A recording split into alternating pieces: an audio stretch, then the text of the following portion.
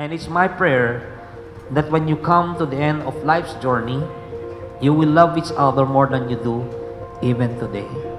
That your love will grow more and more each day, even as you grow older. Elmer, knowing that it's God's will for me to marry you, I will make a commitment to you today before God Almighty and before all of these people to become your wife as my spiritual covering. Si Elmer, nakilala ko siya sa DIMSU. College kami dahil college classmates kami. Nung una, ayaw ko sa kanya. Unang tingin ko pala sa kanya, ayaw ko sa kanya. Matalino siya and yun, naganda ako sa kanya nung nakita ko siya. Tapos nung nakausap ko siya, doon nag-start. The times pass, yun, naging kami.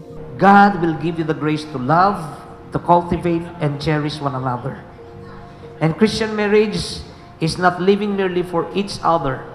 It is two people uniting hearts and hands to serve God.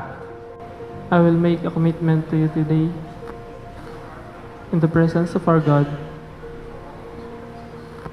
for the witnesses to love you with unconditional love.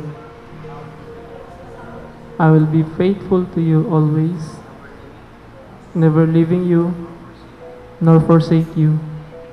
And nothing is harder than leaving them day by day. Madidiscover niyo Elmer na Hannah.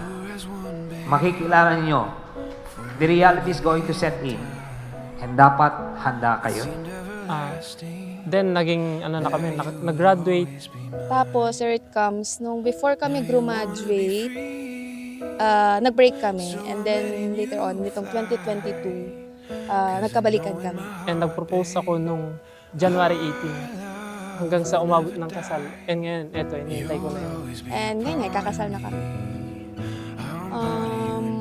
Ang nagustuhan ko kay Hannah is, yun, mabait, talino, maalaga sa pamilya. So yun. Siguro yung pagiging responsible niya. And at the same time, yung nakikita ko sa kanya yung leadership.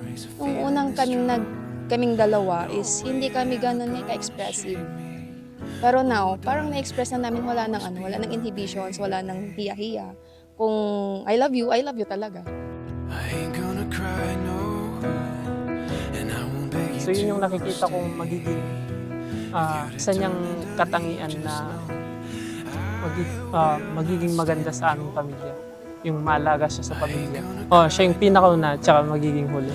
Dahil siya rin yung pinagdasal ko na talaga namang sinagot ng may kapal. Message for you, siguro, makabait ka.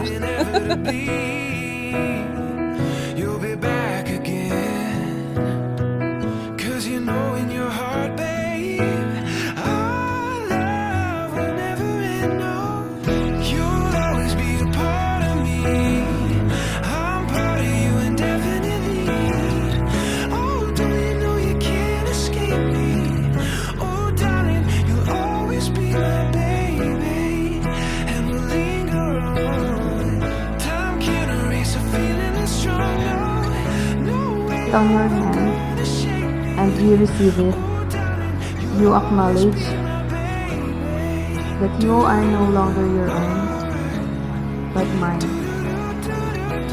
Hannah, this ring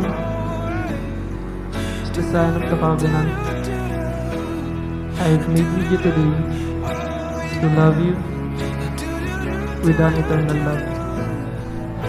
As I place it in your hand, and you receive it, you acknowledge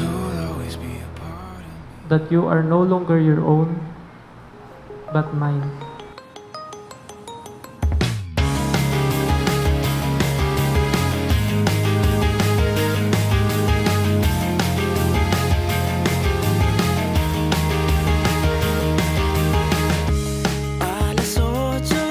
Hannah, mahal na mahal kita. At asahan mong mamahalin pa kita. Parang ayokong sabihin. Ang sabi ko sa kanya, bebe ko. More road trip to come. Yun. Bebe ko, I love you.